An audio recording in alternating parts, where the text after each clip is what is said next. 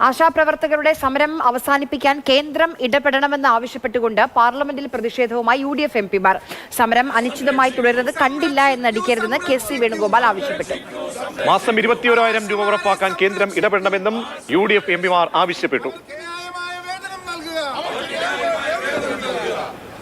ആശമാരുടെ ന്യായമായ അവകാശങ്ങൾ സംരക്ഷിക്കുക. സംസ്ഥാന സർക്കാർ നീതി പാലിക്കുക.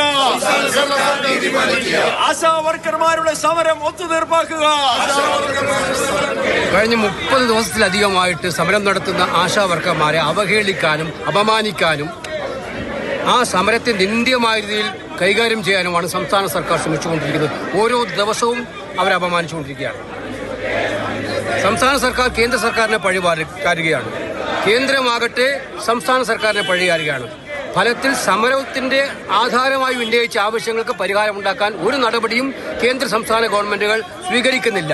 രാജ്യസഭയിൽ ഹെൽത്തിന്റെ ചർച്ചയിൽ ഇത് ശക്തമായി ഉന്നയിക്കും, ലോക്സഭയിലും ഇത് ഉന്നയിക്കും.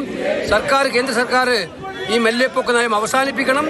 സ്റ്റേറ്റ് ഗവൺമെന്റുമായി ഒന്നിച്ചിരുന്ന് ഈ പ്രശ്നം ചർച്ച ചെയ്ത് അവരുടെ പ്രശ്നങ്ങൾക്ക് പരിഹാരമുണ്ടാക്കാൻ പരിശ്രമിക്കണം.